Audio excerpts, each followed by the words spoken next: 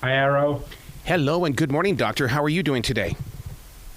I'm doing great. How are you? Well, it is a great day because anytime that we can talk about how we can save this planet, it's a beautiful day because we need to learn more about what is taking place beneath the water.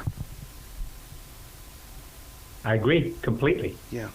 Teaming up with PBS to do, this particular series or this movie is what happens here is that we've got to educate the people, but how do we get those people to accept it and to take it in?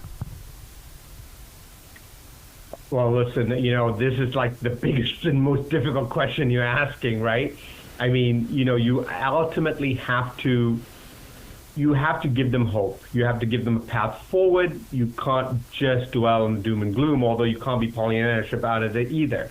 So it's a real fine balance about like showing people the beauty of the world, giving them a real sense of the urgency of the problem, but then always giving them a way out that ideally is visually stunning, is interesting, it's fascinating so that they follow along with it like you would follow a thriller or a murder mystery. I mean, it's, ultimately it's sort of basic marketing 101, when it comes to even Mother Nature. Yeah. Does the average person understand how important coral is? I think the average person understands that coral are beautiful and I've never heard anyone say, I don't like coral. Right. You just don't hear that.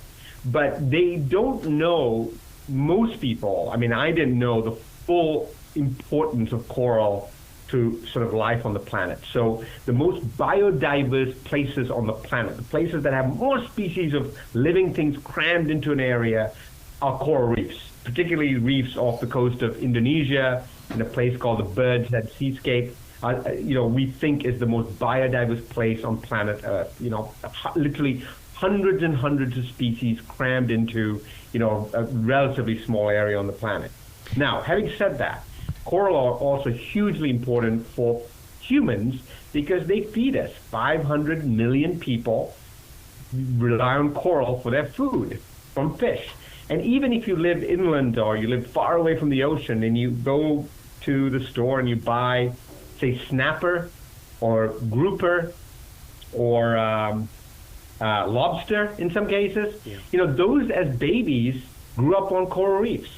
So even many of the fish that we commercially eat from the high seas really do spend part of their life either in a coral reef for breeding or feeding on fish that live on coral reefs. So hugely important for that. And then coral reefs are the things that keep our coastline safe and build beaches. So when you go on a beach vacation or you live in Florida, for example, the reason you've got a coastline there is because of pretty much the third biggest barrier reef in the world right offshore. No coral reef, frankly, no Florida coastline. Yeah. But don't you think, though, that in changing the world and saving the coral, don't you think they need to create laws just like they have with the elephant tusks and quit selling coral in stores? That's a great point. So you still can buy coral jewelry. There are some companies that have been up ahead of this, like Tiffany's, for example. They gave up using coral in jewelry a long, long time ago. Others are following. It definitely has an impact in some places. And so, yeah, I agree. I think coral jewelry is probably not the way to go. On the grand scheme of things, there are other things that also are impactful that you might not, automatically realize. So pollution going into rivers has a big impact on the health of reefs. They don't cause coral bleaching, but they definitely prevent reefs from recovering. Agricultural runoff, so from pesticides and fertilizers flowing into the reefs, erosion, so construction on land. And then even today, people still dynamite reefs for building materials, for example. So in many parts of the world, we still dredge up coral or we blow them up in order to use it for building materials, essentially cement, for houses, which is just incredible because it's almost like mining your foundation in order to put a second story. How's that going to work?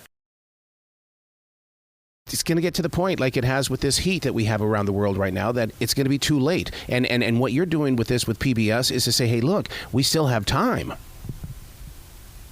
It says that there's a window still there, but it's a pretty small window. Yeah. And what's nice about this particular show, it also looks at these scientists and communities which are doing something about it. So we follow groups of scientists in Miami, but also scientists on the Maldives atoll in the Indian Ocean, who have come together to try techniques that have never been tried before. So using IVF treatment for coral reefs, or using sound as a way to attract baby coral to settle on a reef and grow.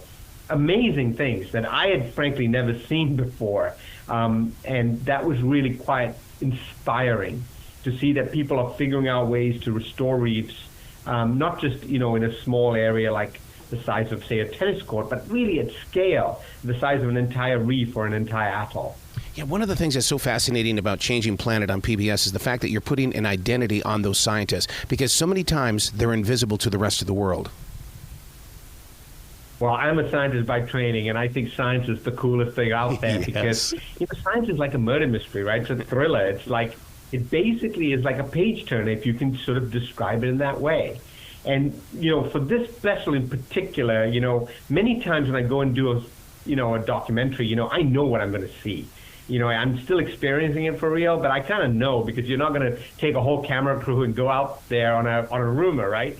In this case, I was literally there when two groups of scientists who had never met before came together on these beautiful nights in the Maldives to go dive on these reefs and collect egg and spawn at scale, and then do these fertility treatments and then use the sound. So I saw them do this thing for the first time. Wow. And that was a huge thrill to see two groups of people come together who had never met before and realize that they each hold half of the key to solving the puzzle. Wow. Doctor, you got to come back to this show anytime in the future. Anything that we can do to help preserve this planet the way that you've shown your love. Thank you, Arrow. I really appreciate it. Well, you be brilliant today, okay, sir? Thank you. You too. Bye-bye.